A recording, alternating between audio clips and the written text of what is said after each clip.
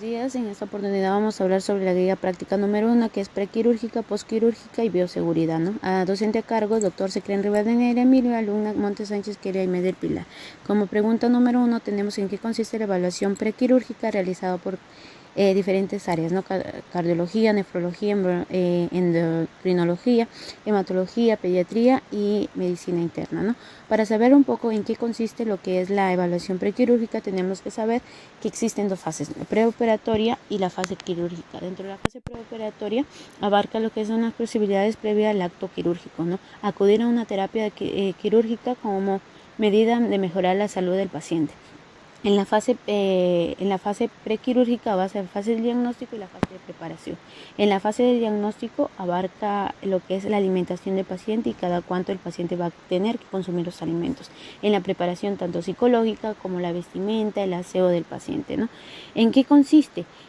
También consiste en que antes de lo procedimiento quirúrgico realizado por el paciente, también puede, ya sea ambulatorio o internación, el equipo quirúrgico puede consultar con un internista para que realice una evaluación preoperatoria normal con el fin de minimizar el riesgo mediante la identificación de alteraciones, ¿no?, que puede existir. Dentro de lo que son el área de cardiología, que es fundamental la historia clínica para verificar si existe o la posibilidad de que el paciente haya sufrido una arritmia o una enfermedad cardíaca, ¿no?, como también los exámenes físicos. Dentro de la historia clínica tenemos el paciente mayor de 50 años, la sintomatología del paciente, los antecedentes de alguna enfermedad previa, las cirugías de riesgos, enfermedades cardíacas sistémicas, historias de enfermedades cardiovasculares, historias de insuficiencia cardíacas que haya pasado el paciente, ¿no? Los estudios son necesarios y son necesarios la biometría hemática completa, el tiempo de coagulación tanto de trombina como de tropombina, la radiografía de tórax y el Holter de 24 horas, que es una maquinita que lee los electrocardiogramas del paciente durante su día cotidiano, ¿no? Medir los niveles de oxígeno también en sangre. También tenemos lo que son los exámenes físicos que se debe de hacer, que es la valoración del estado hemodinámico, la presión arterial en ambos brazos, los signos de Godet, que es para ver si la existencia de lo que son edemas en miembros, palpaciones abdominales y entre otros, ¿no? Tenemos los exámenes complementarios, el EKG, hematocritos, electrolitos, la función renal y los análisis de orina. En lo que viene también siendo la clasificación de Goleman, que sirve para lo que es clasificar el riesgo cardiológico frente a procedimientos quirúrgicos, ¿no? Tiene un valor predictivo negativo del 96,8%, por lo tanto es una herramienta excepcional para descartar enfermedades cardíacas, ¿no?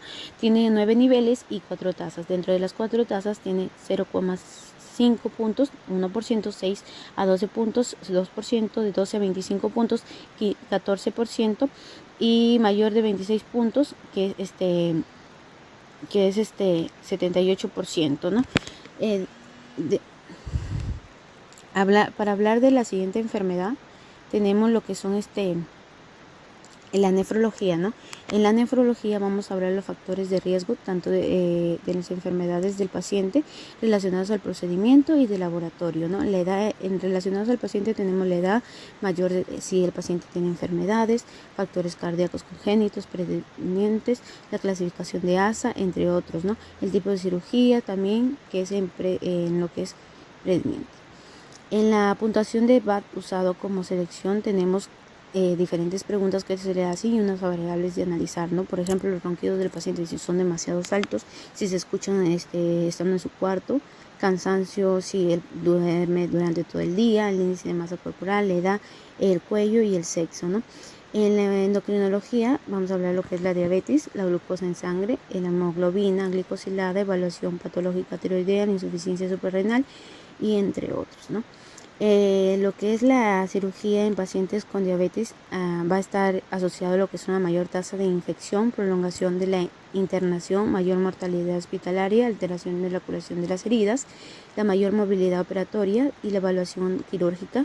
Abarca los factores de riesgo quirúrgicos, los tipos de diabetes que presenta el paciente, puede presentar tipo 1, tipo 2, características de procedimientos de laboratorio y los exámenes quirúrgicos, ¿no? Exámenes de laboratorio, lo que son la glucemia, la prueba del diagnóstico de glicosilada, hemoglobina glicosilada y la función renal, ¿no?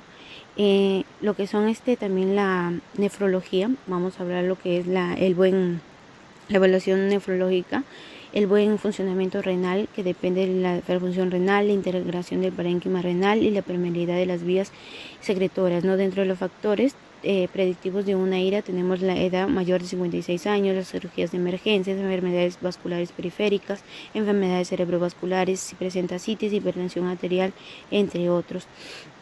En la gastroenterología es esencial que corresponde al examinar la historia clínica como en todas las especialidades, ¿no?